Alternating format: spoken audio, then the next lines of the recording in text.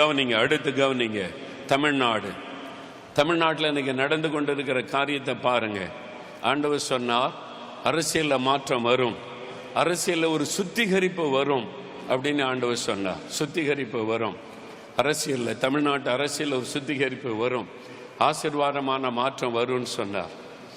இப்போ நிறைய பேருக்கு இப்போ நம்ம தமிழ்நாட்டில் ஒரு முதலமைச்சர் இருக்கிறாரான்ற எண்ணமே நிறைய பேருக்கு இல்லை.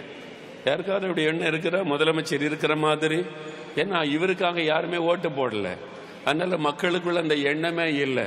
இவங்கெல்லாம் தற்காலிகம், டெம்பரவரி.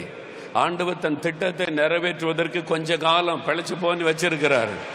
தேவ திட்டம் நிறைவேற போகிறாரு. ஆண்டவர் சுத்திகரிப்பு அனுப்பி கொண்டிருக்கிறார். கர்த்தர் என்ன சொன்னாரோ அதை தமிழ்நாட்டில் நிறைவேறி கொண்டிருக்கிறாரு. மதுபான கடையை திறந்து வச்சவங்க, மதுபான ஃபேக்டரி வச்சிருக்கிறவங்க எல்லாம் ஓட கர்த்தர் விரட்ட போகிறார். தமிழ்நாட்டை பாழாக்கின இந்த பொல்லாதவர்களை கர்த்தர் சிதறடிக்க போகிறார். ஆமென். தங்களுடைய வியாபாரத்திற்காக தமிழ் மக்களை குடிக்க வச்சு தினசரி 50 லட்சம் மக்கள் குடித்த குடும்பங்கள் பாழாகிறது. ஆனா இவங்க தான் நாட்டையே காப்பாற்ற போற மாதிரி, பரிசுத்தவான் மாதிரி பேசிக் கொண்டிருக்கிற பொல்லாத அரசியல் கூட்டம். அதையெல்லாம் கர்த்தர் சிதறடிக்க வேண்டும், சுத்திகரிப்பு உண்டாக வேண்டும். நல்லா அறிந்து கொள்ளுங்க, மதுபான கடையை முழுமையாய் மூடுகிற ஒரு தலைவர் கர்த்தர் கொண்டு வர போகிறார். மதுபான கடைகளை முழுமையாய் மூடுகிறவர். 1000 கடையை மூடிட்டோம் அப்படின்னு பேசுகிறாங்க. இவங்க மூடல, நீதிமன்றம் கட்டளையிட்டது, மூடு இல்லாட்டினா தொலைச்சிருவேன்னு சொல்லி. 1000 மதுக்கடை மூடணும்னு சொல்லி கட்டளையிட்டது நீதிமன்றம். அதை இப்பதான் நிறைவேற்றி கொண்டிருக்கிறாங்க.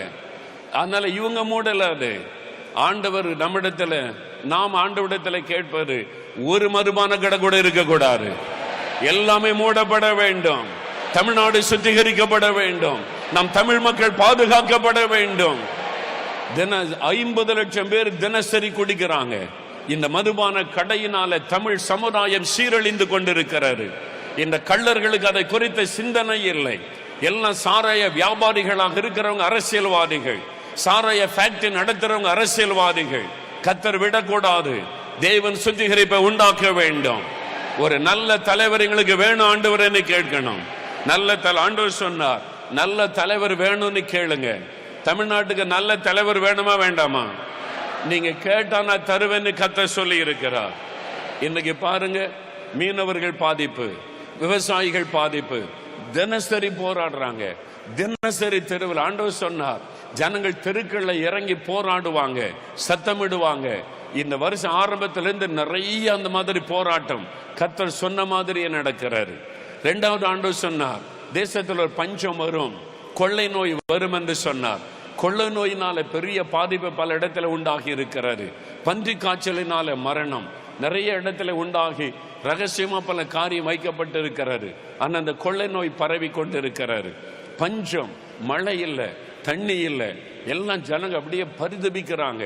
ரொம்ப வேதனையா இருக்குது நினைச்சு. ரொம்ப பாரப்பட்டு நம்ம ஜெபிக்கணும். கர்த்தர் ஜனங்களுடைய பாவத்தை மன்னிக்கணும். நான் ரொம்ப ஜெபிக்க போன ஆண்டவர் சொல்லி, இவங்க தானே இந்த அரசாங்கத்தை தெரிந்து கொண்டாங்க. 500 ரூபாய்க்கு 1000 ரூபாய்க்கு இவங்க தானே ஓட்டு போட்டாங்க. 500 ரூபாய்க்கு 1000 ரூபாய்க்கு ஓட்டு போட்டா தேசத்தில் எப்படி ஆசீர்வாதம் வரும்? மக்கள் மனம் திரும்பணும், மக்களுக்குள்ளே உணர்வு வரணும்.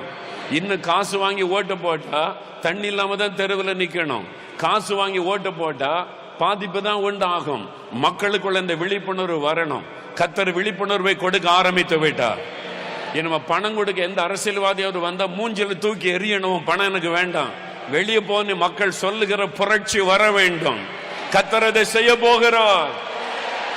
எல்லாரும் கோடி கோடியா கொள்ளையடிச்சு வச்சு அந்த பணத்தை வச்சு ஓட்டு வாங்கிடலாம்னு நினைப்பில தான் அந்த அரசியல்வாதிகள் துணிகரமா பேசுறாங்க. நான் ஜெயிப்பேன். எங்க இருந்து ஜெயிக்கிறதுக்கு? கோடிக்கணக்கான பணம், மணலை கொள்ளையடித்து தமிழ்நாட்டினுடைய இயற்கை வளத்தை சுரண்டி இருக்கிற பொல்லாதவர்கள் கோடிக்கணக்க பணத்தை வச்சு மக்களை வஞ்சிப்பதற்கு திட்டமிடுகிறார்கள். அது மாத்திரம் இல்ல, மணல் கொள்ளை நிறைய கவர்மெண்ட்ல கொள்ளை அடிச்சு கோடிக்கணக்கா, ஆயிரக்கணக்கான கோடிகளை சுருட்டி வச்சிருக்கிறாங்க.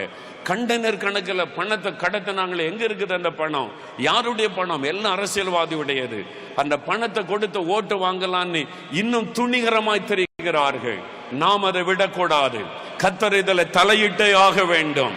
இனி ஜனங்களுக்குள்ள விழிப்புணர்வு வரணும், பணத்தை தூக்கி எறியணும், அரசியல்வாதிகளுக்குள்ள பயம் வரணும், ஒரு சுத்திகரிப்பு உண்டாகணும், கர்த்தர் வாக்கு கொடுத்தது நிறைவேறணும். எல்லாம் வலதுகரம் வைத்துங்க, எல்லாம் கதறி நீங்களே ஜெபிக்கணும். இது நம்முடைய தமிழ்நாட்டின் எதிர்காலம். நம்ம எல்லாம் ஜெபிங்க ஜெபிங்க ஜெபிங்க. இந்தியாவிலே தமிழ்நாட்டை மாதிரி மோசமான அரசியல் எங்கேயுமே இல்லை.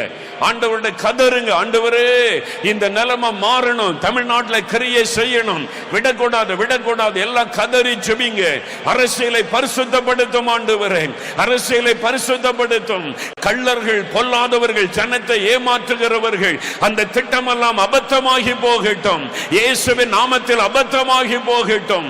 ஆண்டவரே உம்முடைய வல்லமை விளங்க பண்ணுவீராக.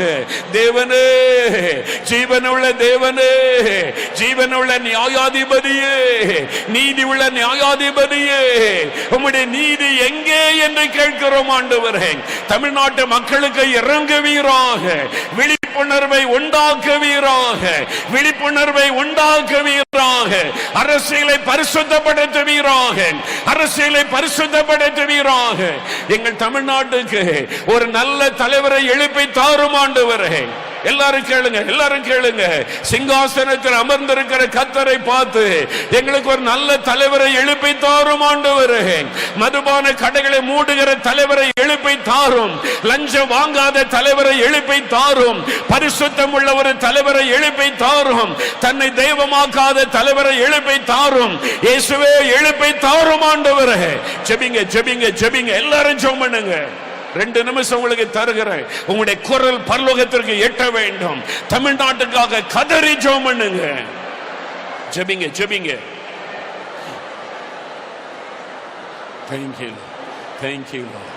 துக்கத்த துக்கல தல தல ஷகபகம் துபகமன் தல தல ஷகபகம்.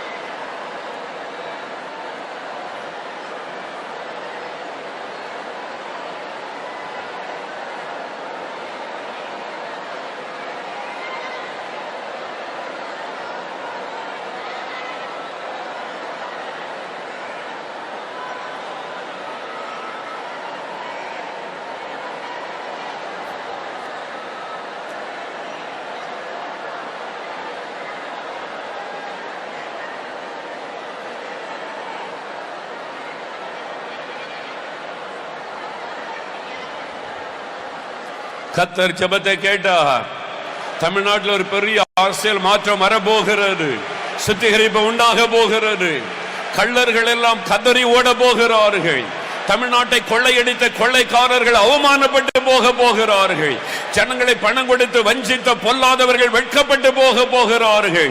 ஜனங்களுக்குள்ள விழிப்புணர்வு வருகிறதற்காக ஸ்தோத்திரம், அல்லேலூயா என்று நாங்கள் உம்மை துதிக்கிறோம். நீங்களுடைய ஜெபத்தை கேட்டதற்காய் நன்றி. நீர் சொன்னபடி தமிழ்நாட்டில் விழிப்புணர்வு மக்கள் மத்தியிலே வருகிறதற்காய் ஸ்தோத்திரம். மாற்றம் வருகிறதற்காய் ஸ்தோத்திரம். நல்ல தலைவரை எழுப்பி தரப்போகிறதற்காய் ஸ்தோத்திரம் ஆண்டவரே, உமக்கு நன்றி. எல்லாரும் எழுப்பி நல்லுங்க.